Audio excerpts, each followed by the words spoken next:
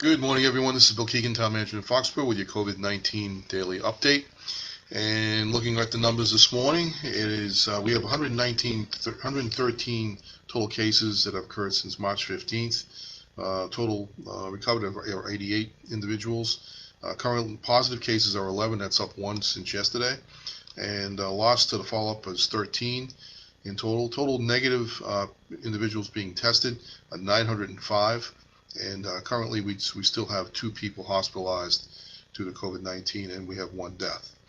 Looking to the county, we have a total of 8,600 confirmed cases and 845 deaths associated with the cases in Norfolk County overall.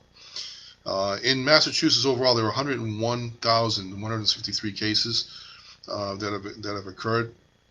605,771 people have been tested. And the fatality rate remains at about 7% overall. I'll get into that a little bit in just a few minutes. I'm going to be changing up the report a little bit now. I'm going to be utilizing the command center report from the state and looking at their dashboard to try and go through the numbers to try and give folks a little bit of perspective as to where the numbers are statewide, and also providing some local updates here in Foxboro for you, so that you can add a little bit more perspective on what's been going on here. With respect to the reopening plans, I wanted to just talk a little bit about what's happening on that front. We are meeting with the Board of Selectmen tonight and with the Planning Board to go over to finalize regulations for reopening of restaurants. We also received a new executive order from the governor which is allowing for restaurants to reopen with alcohol service, to serve on the outside of their facilities for the time being. That is a temporary measure put in place by the governor so that businesses can start to reopen, particularly restaurants who've been one of the hottest hit industries during the COVID-19 epidemic. So that the governor has provided us some guidance and some direction on how that's going to happen. Foxborough has been working with the Planning Board, the Board of Selectmen, and Planning Board to try and develop a set of regulations so we can have that in place. And now that it is in place, the Selectmen and Planning Board will be meeting tonight to try to finalize those regulations so we can get moving on those right away. So that's good news on that front. Just wanted to indicate that things are continuing to evolve in the right direction. We have a full reopening plan deployed here in Foxborough. We have not decided on when the doors will reopen officially. However, anyone who needs assistance can certainly have that, and can certainly call our offices. All of our offices are fully staffed, not to the fullest extent possible, but they are staffed. I should clarify that, so that we have more than half of our employees are back in the offices at this point in time. The other remaining individuals are working remotely, and we'll continue to deploy that approach for the time being until we have further guidance from the state. But we are in full compliance with the guidance from the state in terms of the reopening plans, and in fact, we're probably even a little bit better than that in some cases, given the current situation that we have here. So we've done everything we needed to do, and now it's just a matter of making it all happen as we progress further into the reopening process. So a couple things happening in Foxborough. We noticed that this weekend we had the first drive-up movie programs over at Gillette at the Patriot Place, and that was very successful. Went really, really well. So good to see that.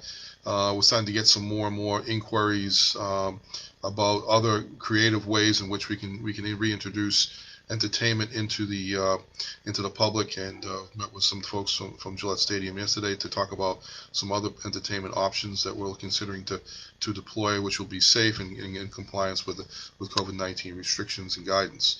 So more to come on that front. We have not finalized anything yet, but we're looking at some really interesting options I think will be fun for the summer, and at least provide some options, given the fact we won't do any live concerts at the stadium this year, given the fact that there are significant restrictions in place. Still waiting for guidance on the NFL season. We haven't seen anything come out yet on that, but it looks like the NFL has indicated, at least through the news media, that they are looking to still plan on opening their season on September 13th. I think is the first home game for the Patriots. So don't know what the stands will look like at that point and how many people will actually be allowed to be in the stands. As a result of that, we're still awaiting guidance from the NFL on how that will look going forward. So continuing to develop, this thing is a developing situation on a daily basis, and we're continuing to work through it as it continues to evolve. So let me just turn now to what's been happening on the state level, and I'm now going to start looking at the Massachusetts Department of Public Health COVID-19 dashboard, and this is dated Tuesday, June 2nd. So I'm going to give you some perspective on the numbers that have happened on a statewide level.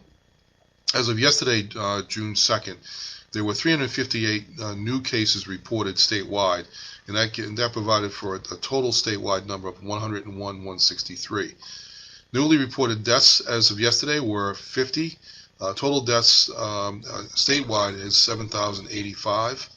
New patients tested by molecular tests was 5,852, and total patients tested by molecular total patients tested by molecular tests is 605,771.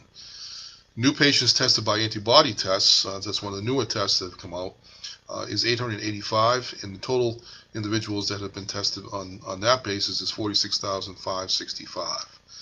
And so we looked at, and then looking at some of the breakdown of what's been happening on a daily basis. And this is a percent change since April 15th. It looks like the 7-day weighted average of positive molecular test rate is down by 77%. So that's a good sign. These are all good signs. So for 3-day average, and number of COVID-19 patients is down by 51%. That number has dropped rather significantly in the past, particularly in the past few days.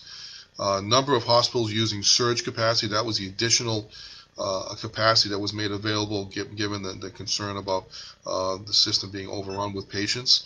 That's down by 81%, and the 3-day average of COVID-19 deaths is down by 70%, and that's also a very good indicator of where things are on a statewide basis. Now, turning to on a case-by-case basis, through case-by-case growth by county. It looks like Norfolk County has really leveled off in the past few weeks. Their numbers, it's just more of a straight line that has occurred during the past few weeks. So it's good to see that those numbers in those cases have really leveled off. You can see it just by the straight numbers themselves. Let me see. Looking at so this is another important indicator.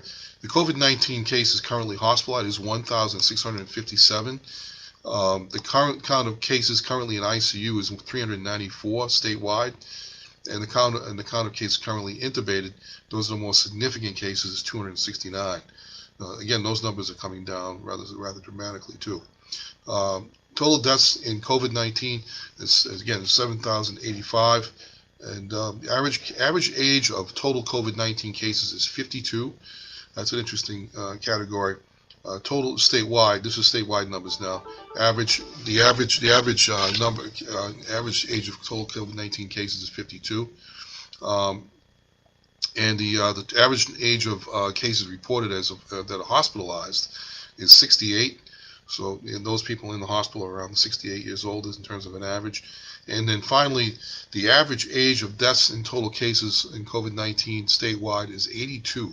So obviously the much older age category, particularly the age group of 70 to 80 plus, is the area that's been hit the hardest. 80 plus being the hardest hit, with 1,519 individuals that have died as a result of COVID-19 COVID-19 cases. So that is those are just a look at some of the interesting data that they've been able to look at and break it down a little bit more so that people can see that. You can see this right on your own computer by going to the COVID-19 dashboard under the mass.gov website. So feel free to check that out if you want. It's actually quite interesting. They even break it down by ethnicity in terms of total how it's been impacting on that basis. And And it also takes, and also the long-term care facilities, how that's been impacted. So that gives you that information as well. And then it says that it indicates that the probable or confirmed COVID-19 death rate reported in long-term care facilities is 4,382. If you put that in comparison to the 7,000 and plus cases that we have, that's more than half of the cases have occurred in some of the long-term care facilities. So that's the latest information that we have today for you. I just wanted to give you a new perspective on some of the numbers that we're seeing, and feel free to again email me if you have something that you want to add at wkeegan at foxboroma.gov. I'm happy to share information that goes on in the community on a daily basis. I'll be right back here with you again tomorrow morning at 10 o'clock. Enjoy the good weather that we're experiencing right now. Get outside and enjoy it while you can. All right, until then, I'll see you next time. I'll see you right back here tomorrow morning around 10 o'clock.